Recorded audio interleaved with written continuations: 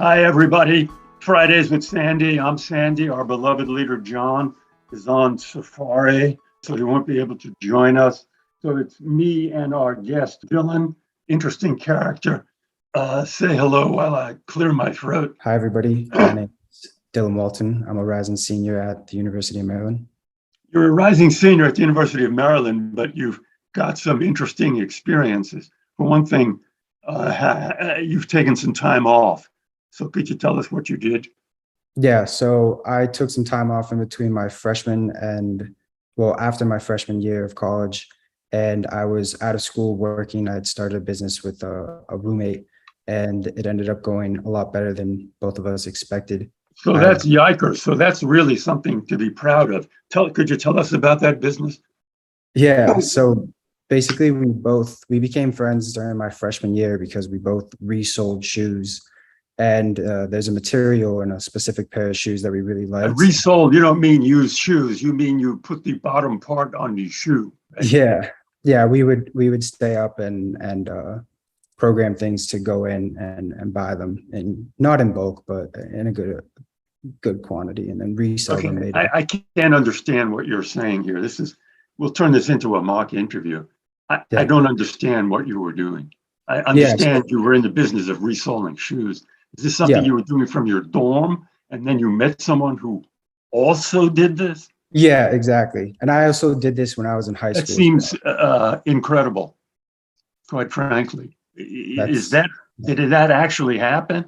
You were walking around as a college freshman, and you happened to have another hobby of reselling shoes, and lo and behold, out of the blue, you met another guy who also did that?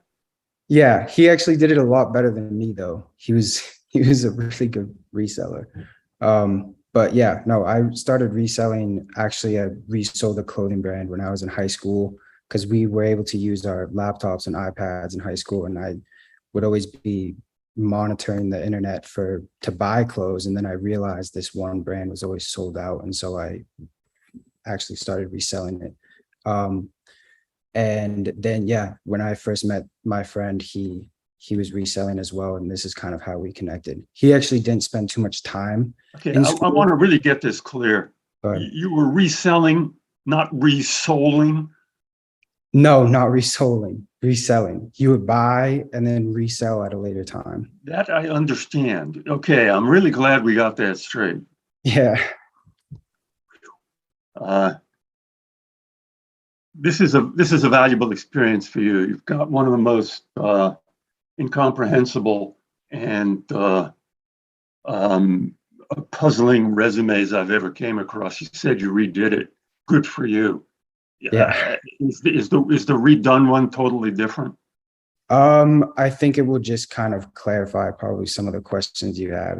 Friend, let me give you $1 million worth of advice. You got to find out what a standard resume looks like, and you got to create one. This is like learning how to crawl in applying to business school. If you can't do that, you're in trouble. Okay, but let's just deal with the content of the resume and what your kind of business school DNA is. Yep. You got a 3.6 from the University of Maryland in physics. They like that. They like business schools like science types. University of Maryland is okay. And so tell me, suppose I were an admissions officer at a leading business school, and I said, well, there's a lot of scattered stuff here, Dylan. Tell me why we should admit you. Yeah, originally I was more of a business-minded person and actually not really too good at math and science. That's not answering the question. So pretend I'm the guy. I said, hey, Dylan, you've got some great stuff here. Why should we admit you? Give me 3 reasons. I'd like to say that the best reason that I should be admitted is because I can bridge the gap between people who are non-literate in science and people who are. And so I spend a lot of time around both. And I think that that's a huge skill. What good is what good is that going to be to us or to Yeah, you? well, I think that people who are, I think that the technology these days is getting more and more complex, and I think people who are leading companies and people who are Okay, tell me what your goals are. Tell me what job would you want after business school? yeah, after business school, I'd like to go into a Fortune 500 company and help lead the transition into a more sustainable, into leading them into profiting in a more sustainable environment. So That's a pretty good entry level job. Do you know anyone in the history of recorded time in this universe or any other who's ever gotten a job like that? yeah, I may have Sorry for misunderstood. the No, exaggeration. that's a You that's a good really point. need to, you really Yeah, need, you're a smart guy, you're an attractive guy, you've got a jigsaw puzzle of accomplishments. Someone's really got to shake you and say, buddy, you got to learn how to present yourself. You know what I'm yeah, talking about? for sure. Yeah, so right after school, I'd honestly like to get into either private equity or investment banking on an SDG fund or a sustainability focused fund, so that I can kind of get a very large overview of what's going on. And I'd particularly like for it to be focused in South America, investments in South America, particularly in power deals or sustainable infrastructure. Those are the things that I'm interested in. Do you know people who've done that? Could you name? It's very unlikely for people to join private equity firms without having investment banking experience. You've Yeah. got some proxy experience. You might be able to talk your way into it. Although you might be able to talk your way into it. What do you know names of firms that do that? I do know that Goldman Sachs has an SDG fund.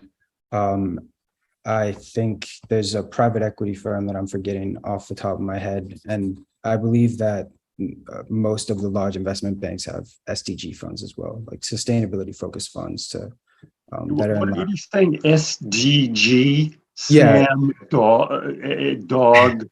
the goody.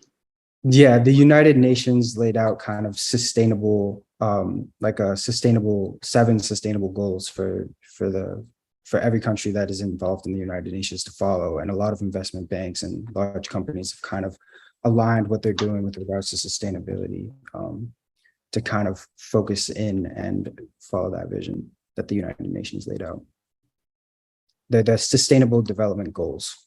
Good. You seem to know a lot about this. That'll help. Now you just have to learn how to organize it, put it in a resume, and be able to talk about it. I'm Yeah. being tough on you because you'd flunk a Harvard interview at this. If you were talking like this during an actual Harvard interview, as much as they would find you attractive, they would flunk you. They'd say this guy could not survive in a case method environment.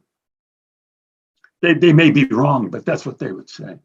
Yeah, Okay, so sure. you really got to get your presentation. Okay, let's tell me about the evolution travel group, of which you claim in one of the documents you sent me you were a junior partner. What was Yeah. that? When was that? Yeah, it's a small company, so I don't want to I have trouble kind of talking about it because I don't want to over exaggerate any accomplishments with that. But basically, Fair enough, but what you have to do is tell us what it is. yeah, so basically, Evolution Travel Management is a Canadian company that holds assets in Havana, Cuba, and that's obviously complicated as it is. It's a pretty risky environment, but basically how I got involved is the guy who introduced my parents. He had invited me down there, and when I returned from Cuba, he kind of laid all the online responsibilities onto me, and I had done a good job. And over time, I kind of increased my Excuse responsibility. me, the thing I'm reading says Evolution Travel Group. Yeah. Is it a travel company of any kind? It sounds like it's a private investment in Cuba. No, no. So they have, when I say assets, I mean they have a couple, I'd say a couple different properties that they directly have equity in, and then they have multiple other properties that they manage that people travel to. And then they also have, a travel agency, and then multiple, if you know about Havana, they really like their classic cars down there. So they have a couple cars. Yeah, I'm aware of that. Yeah. So yeah, so it's a travel focused company. But I don't know it what that has means. those properties. You really have to take the time to explain this. I assume it's a privately, I'll get you started. Evolution Travel Group a private company founded in X with Y equity partners. Yeah, it's a Did you do travel. that? Yeah, travel company. It's based in Ontario, Canada, and it has, I believe, 8 people who are directly financially invested in it. And you're a junior partner? Yeah, I actually recently sold my small share in it in February when I was in Italy, but I was promoted to that Sure, role. why not? You sold your share, but then you got promoted. Is that what No, happened? I was promoted and then sold my share. Okay, so that needs to be updated, which you said you've Yeah. done. Yeah, I'm no longer involved in that. To be Yeah, honest. okay. And then just tell me what this HEFE Lukes in Allentown, Pennsylvania is, since it's not described. Yeah, so we basically sold insoles. So like I said, me and my friend, we developed 4 different products and we sold them. We sold insoles for your shoes that you take, put in your shoes, makes them more comfortable. And that's really all we did. Wow. It's just a company. Available today. Insoles are great. Yeah. Okay. And let me zigzag to the non-chase here, but let's Yep. finish this up. The raw materials we're looking at is a 3.6, 3.7 GPA at University of Maryland with a standardized test score to come. But I got a feeling it's not going to be a knockout score given your SATs, but you should practice on that. There's a lot of great stuff here, but it's really it's mixed up. I think your chances of getting interviewed at Harvard are 20%. Stanford, same thing. Stanford would go for the Cuba connection since Stanford likes things like Cuba a lot. That's up their alley. I won't say anymore. So you've got an outside chance of someone getting real interested in you from Stanford. Wharton, you're not a Wharton guy. I might be wrong about that, but from what I've seen here and what you've presented, Wharton might say, this is too complex for us, too confused. This guy belongs at Stanford. They might say that just to answer the question. Yeah.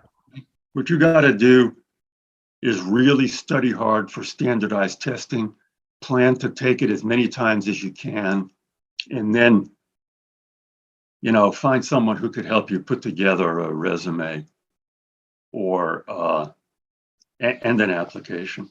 I mean, does that sound like crazy, or does that sound sensible? No, that makes complete sense. I had a question for you about this.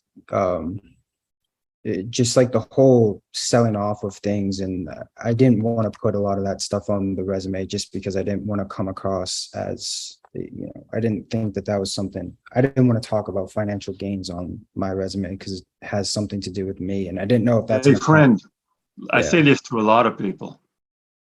You're applying to business school. You're not applying to divinity school. Business schools have a positive view of starting a business and selling it for a profit. That's not something where they would say, holy mackerel, this SOB started a business and sold it for a profit. I don't want any part of this guy. Okay, that's not their thinking. Okay, they go, wow, I'm impressed.